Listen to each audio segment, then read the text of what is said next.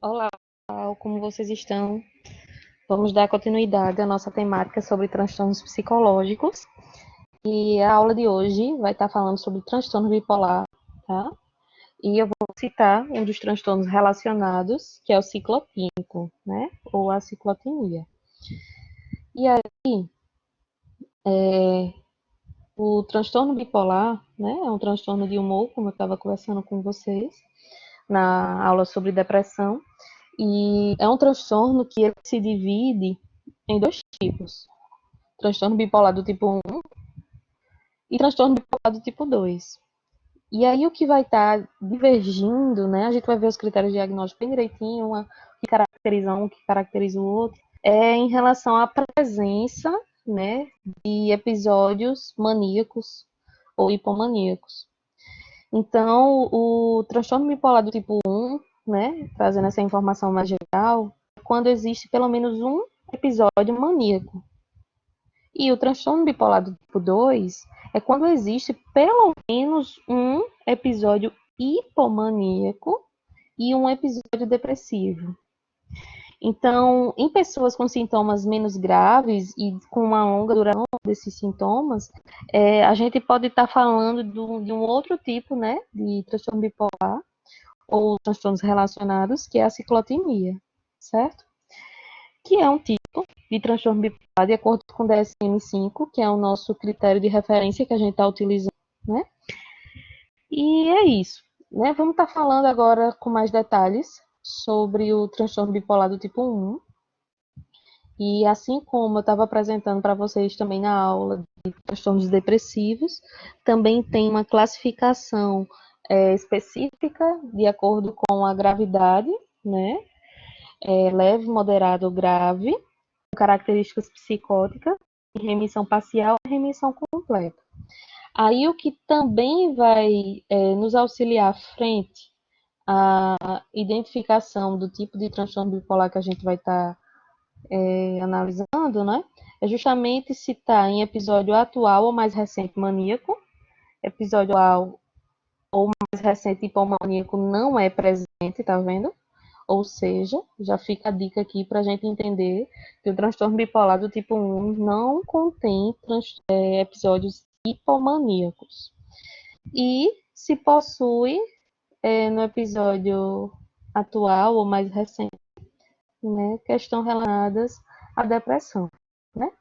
E aí não teria nenhuma outra sintomatologia mais presente, mais enfática nesse tipo de transtorno, certo? Eita, ficou meio ruim aqui de ver, mas eu acho que dá para a configuração, né? Dá para a gente compreender que é como eu estava falando para vocês no início da nossa aula, né? Então, para a gente diagnosticar o transtorno bipolar do tipo 1, é necessário o preenchimento de critérios para um episódio maníaco, tá? Então, esse episódio maníaco, ele pode ter sido antecedido ou seguido por episódios hipomaníacos ou depressivos maiores. Contudo, tem que ter a presença de um episódio maníaco. E aí, para a gente caracterizar o que seria um episódio maníaco, o próprio transtorno ele traz essas características, né, que refere-se a esses dois critérios, A e B. Então, critério A, um período distinto de humor anormal e persistente, elevado, expansivo ou irritável, e aumento anormal e persistente da atividade dirigida a objetivos ou da energia, com duração mínima de uma semana, presente na maior parte do dia, quase todos os dias, certo? Então, critério B, né? Aqui a gente também pode estar falando desse humor dessa forma, pode também estar caracterizando como uma euforia, tá? Então, critério B é durante o período de perturbação do humor e aumento da energia e atividade, 3 ou mais dos seguintes sintomas estão presentes, tá? E 4, se o humor é apenas irritável, que são autoestima inflada ou grandiosidade, redução da necessidade do sono, mais loquaz que o habitual, ou pressão para continuar falando, né? Fala demais, fuga de ideias ou experiência subjetiva de que pensamentos estão acelerados. Então, é importante a gente se lembrar do seguinte: Uma pessoa que está em episódio maníaco é uma pessoa que a gente pode identificar, por exemplo, aquela pessoa que está sempre fazendo faxina de madrugada, várias horas seguidas, ou querendo ter atividades sexuais várias horas seguidas, compras, né? Pode ser manifestado de diversas formas, certo? Essa grandiosidade pode estar presente em autoestima também, né? Como altos elogios e de coisas, inclusive psicóticas, né? A pessoa pode dizer que, sei lá, uma cantora famosa e precisa de atenção e precisa, né, treinar bastante porque ela é muito importante, né? Essa grandiosidade ela é realmente muito evidenciada, né? Então, outros critérios, a de estabilidade, né? A pessoa não consegue ter uma atenção muito focada, então essa atenção ela é desviada muito fácil. Aumento da atividade dirigida a objetos, né, como eu estava mencionando para vocês, ou agitação psicomotora, e aí pode, dentre várias perspectivas ou âmbitos, social, trabalho, escola, sexual, de diversas formas, né? Envolvimento excessivo em atividades com elevado potencial para consequências dolorosas, né? Outro critério, a perturbação desse humor, ela é suficientemente grave. E aí é importante a gente entender isso, porque isso está demandando atenção médica, né? Para que esse indivíduo ele possa estar recebendo essa atenção. É geralmente nessa fase aqui, nesse período que alguns familiares ou as pessoas que estão próximas desses indivíduos percebem que existe alguma coisa que não está tão normal assim. Contudo, como a gente está falando de um transtorno que geralmente acompanha toda a vida do indivíduo, então possa ser que algumas pessoas entendam, interpretem o transtorno bipolar inicialmente, né, quando não é diagnosticado, como um jeito da pessoa. Ah, então fulana fala demais, fulana tem que fazer tudo de um jeito assim, às vezes rápido demais, pensa tudo muito rápido, é o jeito dela, ela é meio assim mesmo, né? Então esse é um dos tipos de discurso, né, que a gente, enquanto profissional de saúde, a gente escuta bastante. E aí esse outro critério é o que a gente também tem conversado bastante com os outros tipos de transtornos, que é que esse episódio maníaco não é atribuído a nenhuma outra substância ou condição médica. E de fato pode ocorrer, né? Da mesma proporção como a gente estava falando do ataque de pânico, que não é ter um único ataque que a gente vai estar diagnosticando a pessoa com transtorno de pânico, ter um episódio maníaco não necessariamente vai identificar ou diagnosticar a pessoa com transtorno bipolar, né? É necessário a análise clínica para que a gente possa estar descartando que isso possa ter sido atribuído a algum efeito de alguma substância, alguma outra coisa, certo? E aí, a diferença, né, que a gente precisa entender também é a presença de um episódio hipomaníaco, né? Então, na hipomania, as elevações de humor e os distúrbios de comportamento funcionais são menos graves e com duração mais breve que o estado maníaco que a gente acabou de dizer, né? Então, enquanto, por exemplo, a mania estava sendo equivalente a uma semana de apresentação dos sintomas, aqui no episódio hipomaníaco a gente vai estar falando de 4 dias consecutivos de apresentação dos sintomas, o que geralmente não coloca a pessoa, né, perante algum tipo de atenção médica, tá?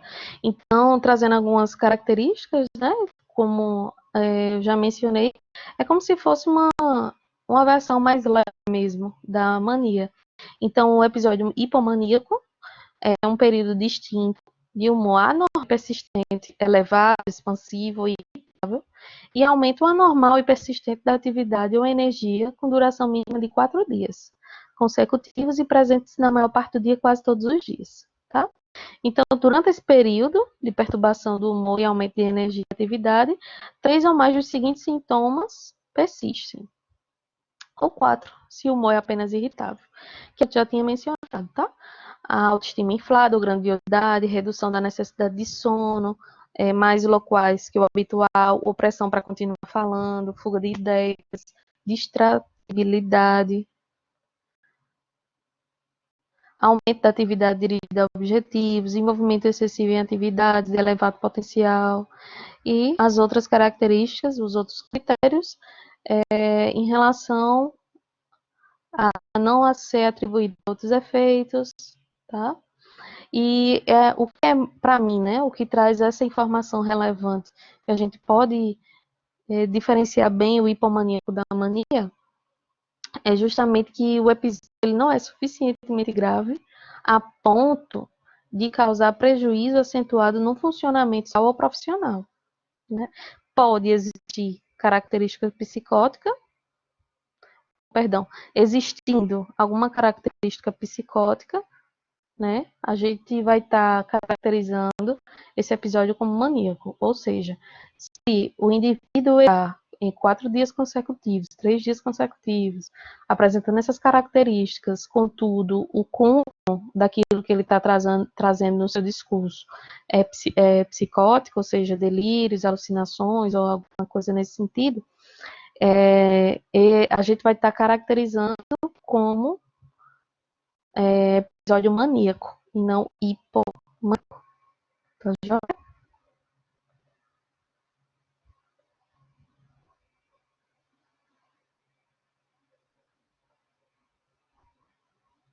E aí, para estar completando justamente o sentido, né, de ser bipolar, é a presença também de episódios depressivos maior. Então, na outra aula, a gente viu características do transtorno depressivo, e aí o que acontece muitas vezes é que quando o indivíduo ele está apresentando essas características maníacas ou hipomaníacos, aos seus olhos e aos olhos muitas vezes dos familiares dele ou das pessoas que convivem, está tudo bem, né? Porque ele continua as atividades, só que ele está um pouco mais eufórico, mais agitado, né? Então, por isso que geralmente um indivíduo que tem transtorno bipolar, ele não chega para urgência psiquiátrica ou necessitando algum tipo de ajuda psiquiátrica, psicológica, quando ele está em episódios de mania ou hipomania. Geralmente ele chega para a gente quando ele está com episódios depressivos. E geralmente também o indivíduo ou a família, eles não conseguem verificar que existe uma demanda além desse episódio depressivo, como são os episódios maníacos e hipomaníacos, entendem? Então, geralmente chega para a gente como se fosse somente uma depressão. E aí, o que vai fazer o diagnóstico diferencial é justamente essa investigação clínica, né? Porque muitas vezes, muitas pessoas, elas se tratam como pessoas que têm depressão ou distimia, mas, na verdade, elas têm transtorno bipolar, né? E aí, é importante fazer essas investigações. Aqui nesse episódio depressivo é justamente o que a gente estava conversando na aula anterior, tá? É exatamente aquilo, a característica de um episódio depressivo. Então, é humor deprimido na maior parte do dia, né? Ou irritável em caso de criança, adolescente ou outros adultos também. Diminuição de interesse, ou prazer, perda ou ganho de peso, questão de insônia, né? Ou hipersonia, agitação, fadiga e assim por diante, certo? É exato igual.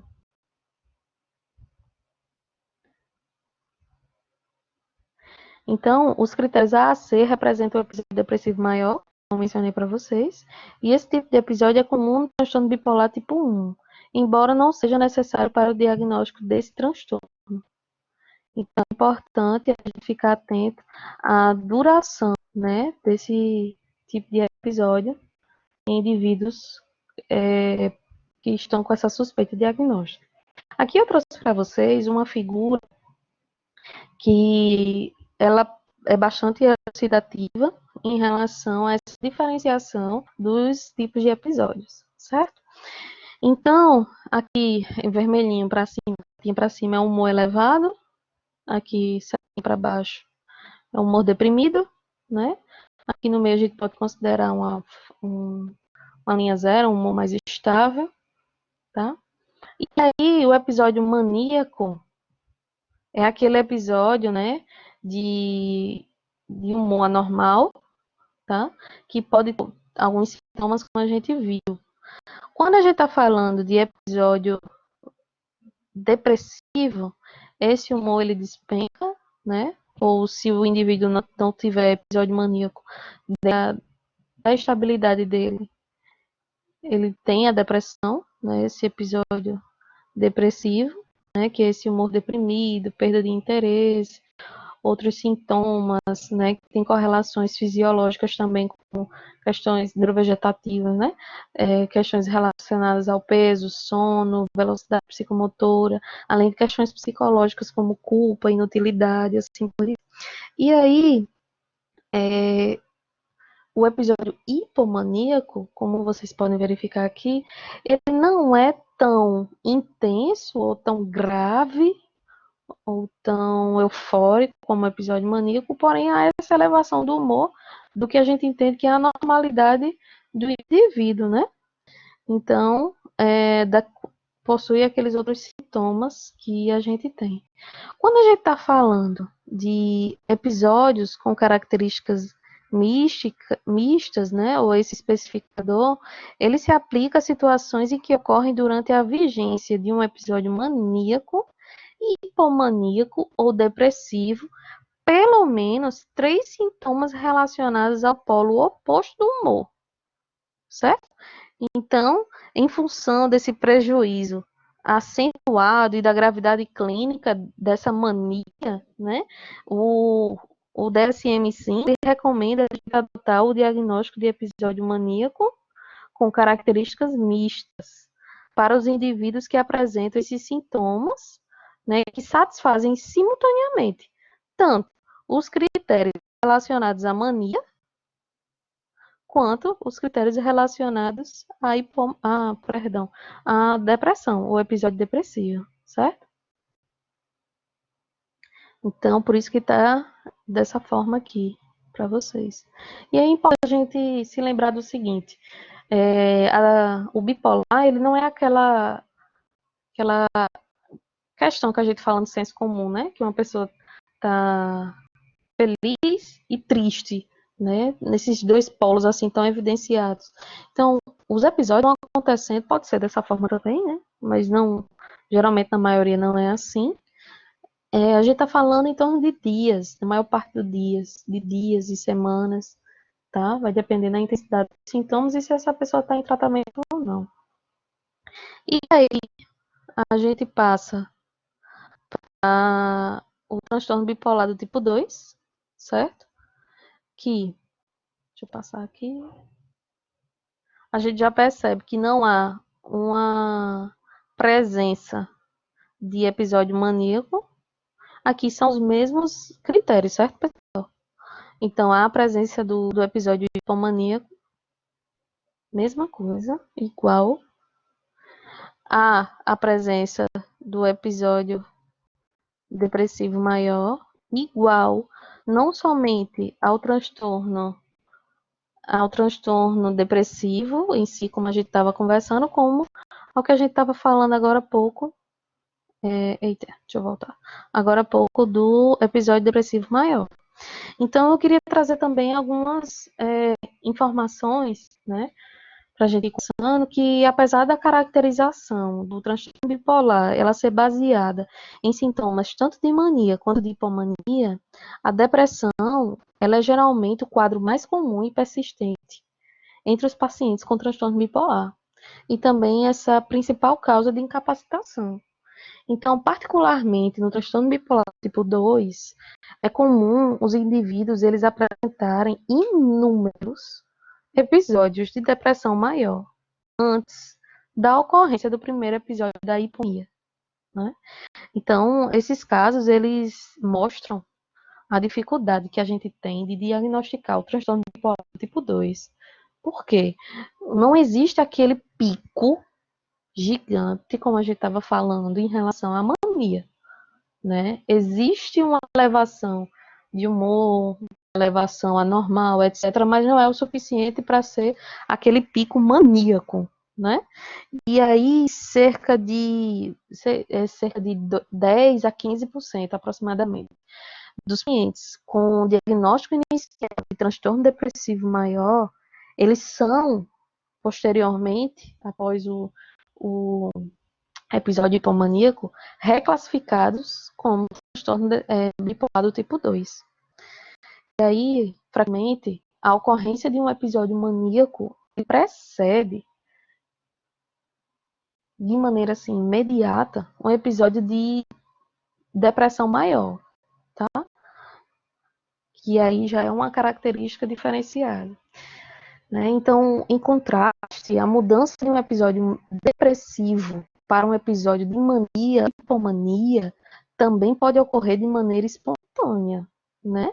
Então, ou durante o tratamento dos sintomas depressivos, seja em relação por causa de uma alteração de rotina, né, contexto social, ou estimulado por algum tipo de medicação, né, que o indivíduo esteja fazendo uso.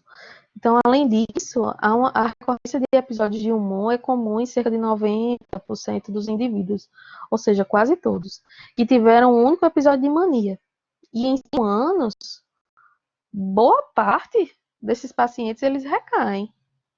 Então, a caracterização da ocorrência de muitos episódios de humor, né, 4, 5, 6, ao longo de um ano, é realizada através desse especificador que se chama ciclagem rápida. Tá? Então, cerca de 5 até 20, 15% desses pacientes com transtorno bipolar do tipo 2, ele pode ter esse especificador de ciclagem rápida, tá? Então, mais uma vez, em relação a essas ocorrências de múltiplos episódios de humor.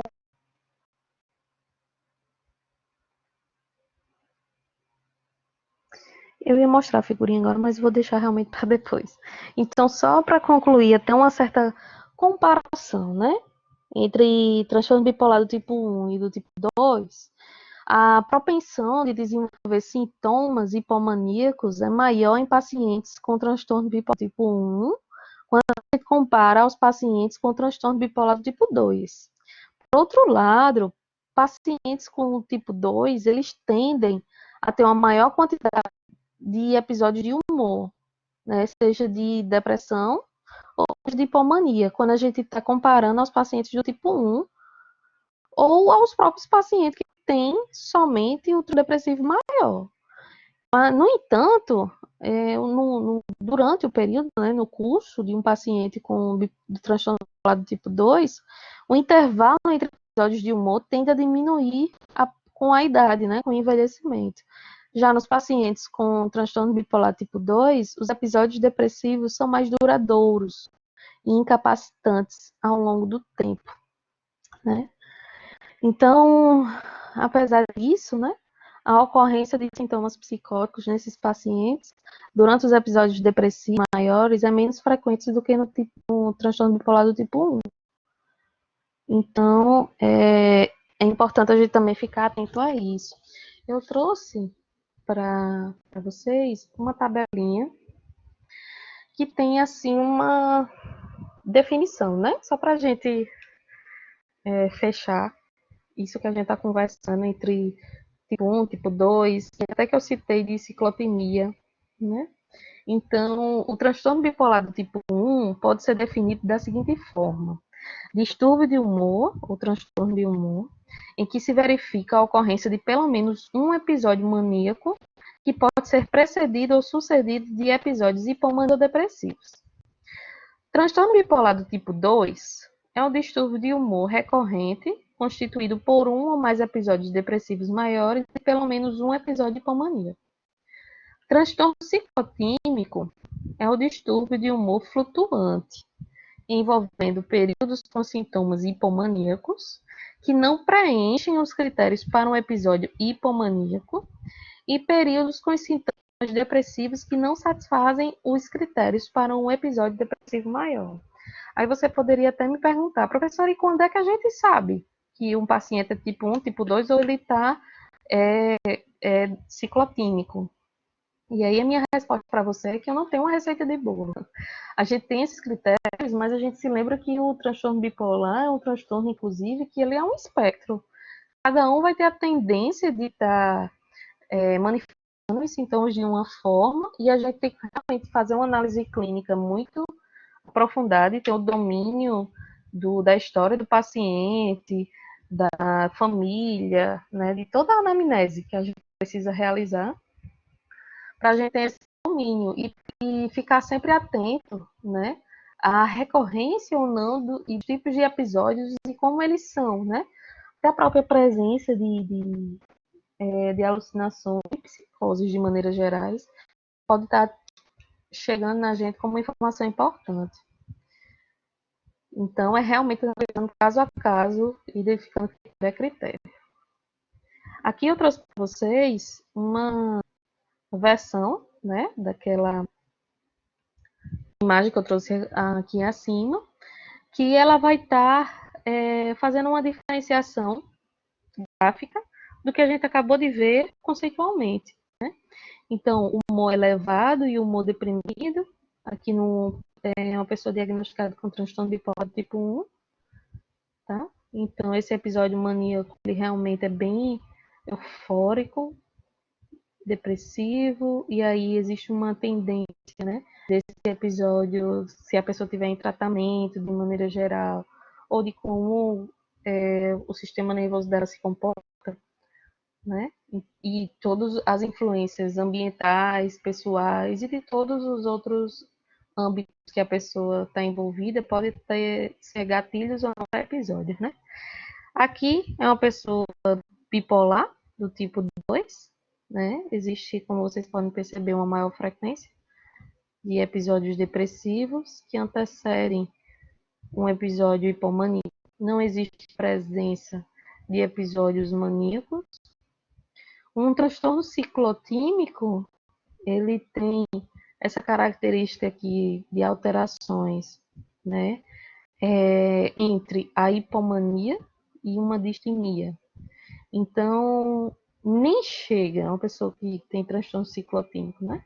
O episódio nem chega a se caracterizar como uma mania, nem chega a se caracterizar como uma depressão, né?